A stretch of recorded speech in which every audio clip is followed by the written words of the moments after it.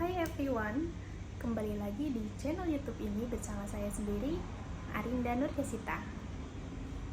Saat ini saya bekerja di Jakarta, yang dimana perusahaan tersebut bergerak di bidang konstruksi dan general supplier. Posisi saya di perusahaan tersebut sebagai staff purchasing atau staff pembelian. Kondisi ketenagakerjaan di Indonesia masih dihadapi dengan masalah pengangguran, rendahnya produktivitas, dan banyaknya pekerja yang bekerja di sektor informal. Tingkat pengangguran terbuka di Indonesia yaitu sebesar 4,99% pada bulan Februari tahun 2020.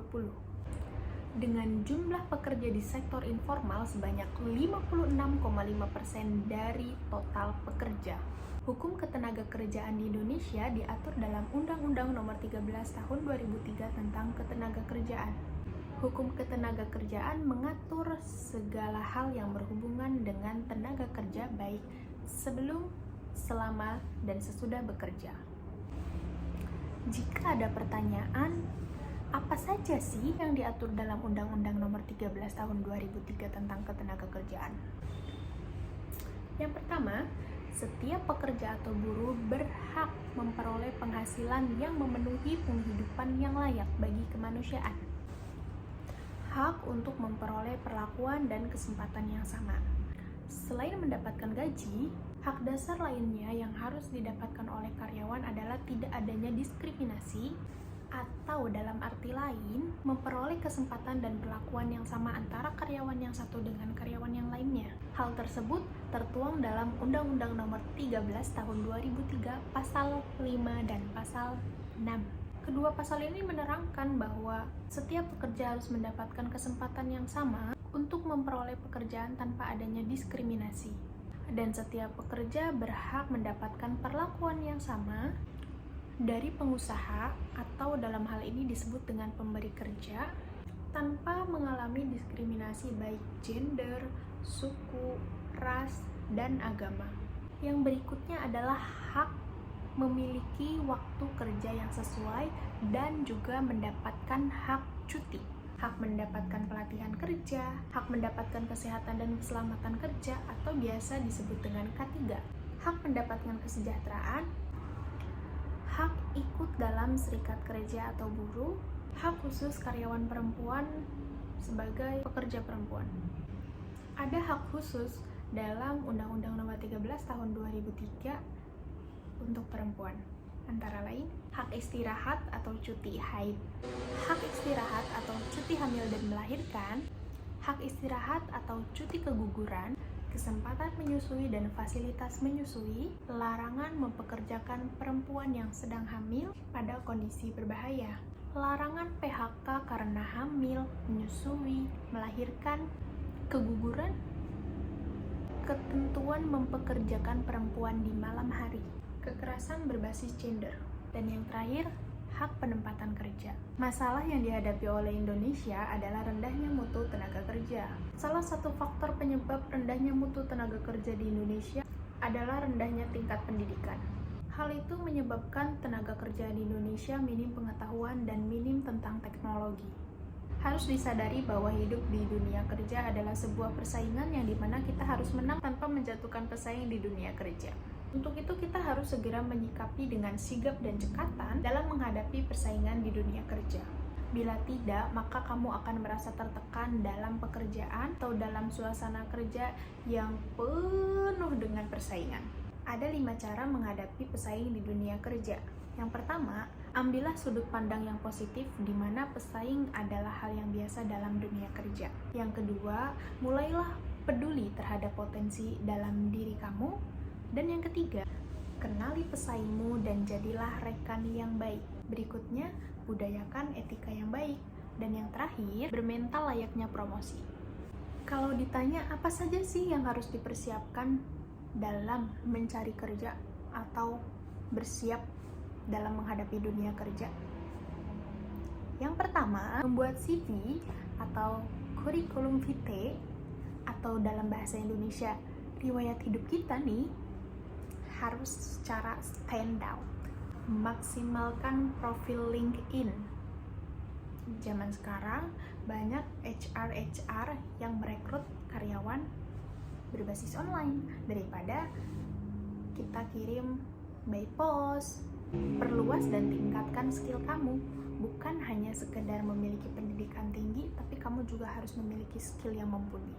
Kamu juga tidak boleh hanya melamar di satu perusahaan, kamu juga harus melamar di beberapa perusahaan. Sebelum interview, kamu harus riset perusahaan terlebih dahulu, agar terlihat kalau kamu benar-benar ingin memasuki perusahaan tersebut. Practice makes perfect.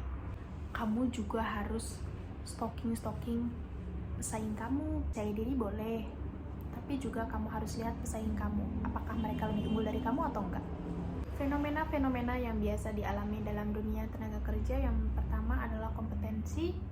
Yang kedua, kalian sebagai SDM harus memiliki kualifikasi yang masuk dalam perusahaan tersebut. Dan yang ketiga, legalitas. Pentingnya pendidikan dan skill dalam dunia kerja. Pendidikan memang sangat penting dalam dunia kerja. Pendidikan bukan hanya merupakan satu-satunya faktor yang dapat menunjang karir. Pendidikan tinggi tentu tidak akan berarti tanpa diimbangi dengan skill yang dimiliki. Oleh karena itu, skill juga menjadi salah satu faktor saat ini untuk memasuki dunia kerja. Akan tetapi, manakah yang lebih penting antara pendidikan dan kemampuan? Pendidikan adalah salah satu aspek yang penting dalam kehidupan manusia, terutama menyangkut urusan karir dan pekerjaan. Banyak orang meyakini bahwa pendidikan merupakan faktor utama dalam karir atau kesuksesan seseorang. Selain itu, juga dapat mengukur tinggi atau rendahnya status sosial bagi seseorang. Karena pandangan ini, banyak sekali orang tua ingin berusaha keras anaknya menempuh pendidikan setinggi-tingginya. Pendidikan memang menjadi kebutuhan dasar perusahaan agar menerima seseorang untuk bekerja. Latar belakang pendidikan adalah hal kasat mata yang dapat menjadi pertimbangan perusahaan dalam memilih pegawainya. Pendidikan juga salah satu cara yang termudah untuk menilai seseorang apakah layak untuk bekerja pada suatu posisi atau tidak. Menempuh pendidikan tinggi demi mendapatkan gelar yang diimpikan tentu tidak salah. Nah, pendidikan memang menjadi salah satu tolak ukur yang dilihat oleh perusahaan-perusahaan di mana kita akan melamar pekerjaan. Karena dunia pekerjaan tidak hanya teori, tetapi juga butuh praktik secara langsung. Oleh sebab itu, ketimbang mengejar pendidikan setinggi langit dan mendapatkan gelar yang membanggakan, penting bagi kita untuk juga melatih kemampuan yang lahir dari pengetahuan dan pengalaman. Kemampuan adalah hal-hal yang bisa dilakukan, diketahui, dan dimengerti, serta dikuasai oleh seseorang. Dapat diciptakan dari pembelajaran yang diterima dan pengalaman yang dialami oleh seseorang. Kemampuan dapat dimiliki oleh seseorang tanpa harus mengikuti pendidikan formal sebelumnya.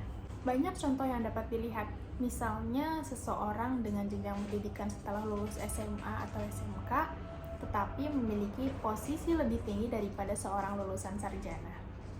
Hal ini bisa terjadi jika Anda berada di perusahaan yang mengutamakan kemampuan dibanding hanya berbekal gelar semata. Berbeda dengan pendidikan yang kasat mata, perusahaan tidak bisa melihat kemampuan Anda hanya dengan sekali atau dua kali interview maupun tes secara langsung. Terlebih jika Anda lulusan baru. Untuk itulah, perusahaan biasanya menerapkan masa percobaan atau probation bagi para pegawai baru. Selama masa ini, tunjukkan kemampuan kamu sebaik mungkin karena mulai dari masa itulah skill kamu akan berbicara lebih keras dibanding latar belakang pendidikan kamu. Walaupun begitu, kamu juga tetap harus belajar dari sekitar kamu agar dapat melaksanakan tugas dengan lebih baik. Jadi, kesimpulannya adalah pendidikan merupakan sesuatu yang penting. Terutama jika Anda mengejar profesi khusus tertentu, pendidikan menjadi dasar untuk mendapatkan kemampuan serta pengetahuan melalui pembelajaran dan praktiknya. Meski demikian, banyak orang yang dapat mengasah kemampuan tanpa menempuh pendidikan formal, dan kemampuan pun tak kalah penting dalam dunia kerja. Karena itu, keduanya sangatlah penting dalam dunia kerja. Pendidikan tinggi disertai kemampuan dan pengalaman yang kaya adalah yang terbaik. Karena ilmu dan pengalaman bisa didapatkan di mana saja di luar pendidikan akademik, asal Anda mau berusaha dan tidak putus asa. Perlu kalian ketahui, saat ini saya bekerja setiap hari dari pagi hingga sore, namun saat ini juga saya menjalani kuliah secara formal. Saya akan memperkenalkan kampus saya, ASMI Bekasi. ASMI, Akademi Sekretaris dan Manajemen Insulindo di Bekasi. ASMI Bekasi sudah terakreditasi B oleh BAN PT. Saat ini saya mengambil jurusan manajemen perusahaan sampai D3 karena di sana tidak ada S1. Kalau ada S1 saya mau. Dan jadwal perkuliahannya sangat-sangat membantu saya yang sibuk bekerja. Di sana program studinya ada 4. Yang pertama sekretaris sampai D3, yang kedua manajemen perusahaan sampai D3, yaitu yang saya jalani saat ini. Lalu juga ada manajemen itu sampai S1, dan yang terakhir akuntansi juga sama sampai S1. Di sana ada 2 kelas, yaitu kelas karyawan dan juga kelas reguler. Biasanya kelas karyawan itu seperti saya yang sedang saya alami saat ini di hari Jumat dan Sabtu. Jumat malam biasanya di jam 8:30 mulainya ya, dan Sabtunya mulai dari pagi hingga siang hari. Selain ada kelas karyawan, di sana juga ada kelas reguler mulai dari Senin hingga hari Sabtu.